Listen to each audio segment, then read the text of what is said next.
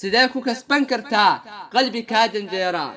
dunida aynu guudkeeda ku noolnahay waxaa ku nool qoomiyado kala duwan kuwaas oo aanan isku diin ahayn iskuna af ahayn isku dhaqanna ahayn balse waxa ay ka siman yihiin jacaylka hinaasaha ama maseerka iyo waxyaabo kale qarniyadii hore jacaylku waxa uu ahaa mid aysan dadku aad u qadarin aadna u qiimeyn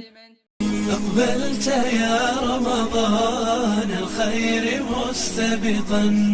والقلب يشتاق دوما أنت تروينا يا درة الكون طاهر نبض خافقنا فالجرح كب لنا فاغسل معاصينا dhalinyaro badan ayay arrintani la soo gudboonaatay kuwaas oo qaarkood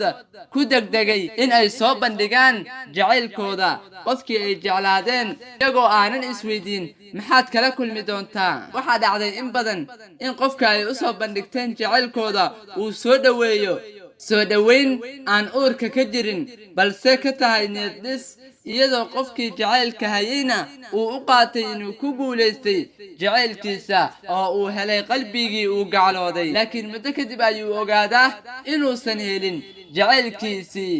oo uu ku guul daraystay kasbashada qofkii uu qalbigiisa u taamayay taasina waxay sababtaa niyad jab weyn iyo iyadoo qalbigiisa soo gaadho dhaawac xanuun badan qaar kale oo ka mid ah dhalintan waxa ay danta ku kaliftaa inay qarsadaan jacaylkooda si ay ku guuldaraysan lahaayeen oo ay dareemi lahaayeen xanuunada qaar kale oo ka mid ah dhalinta waxa ay danta ku kaliftaa in ay qarsadaan jacaylkooda intii ay guul darro iyo xumayn kala kulmi lahaayeen soo bandhigga qofkii ay jeclaadeen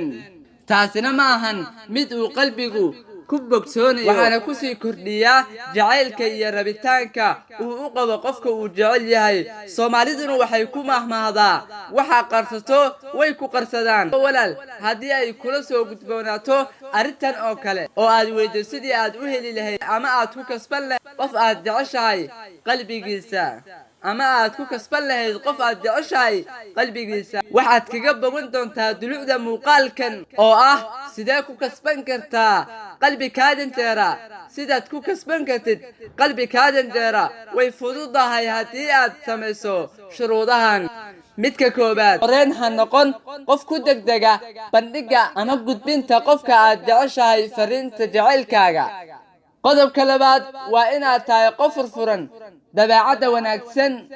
waa inaad tahay qof furfuran oo dabeecad wanaagsan si aad u hesho furaha cidda aad rabto waa sirta ugu muhiimsan lagaa doonayo inaad yeelato haddii aad tahay dumar waa inaad ahaato qof xishood badan waa inaad tahay qof qurux badan soo jiidasho leh quruxdu ma ahan midda wejiga balse waa midda qalbiga walaal qurux kastaa way dhammaan ilaa midda qalbiga maahane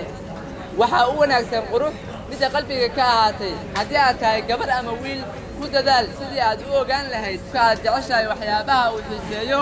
amaba balwadiisu tahay adigoo aan weydiin qofka aad jeceshahay waddan ku kala nooshihiin ku dadaal sidii aad ula xiriiri lahayd mar walbana adigoo taleefanka kula hadlaya ama warqad kula xiriiraya ku dadaal inaad u hadiyeyso qofka aad jeceshahay waxyaabaha uu xiiseeyo ogowna hadiyadu waxa ay qayb lixaad leh ka qaadataa kobcinta jacaylka gunta iyo gabagabada waxaan ku leeyahay haddii aad intan samayso allena ku xirnaato waad kasban doontaa qalbi kasta oo aad rabtid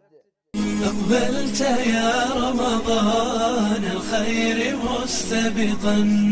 والقلب يشتاق دوما أنت تروينا يا درة الكون طاهر نبض خافقنا فالجرح كب لنا فاغسل معاصينا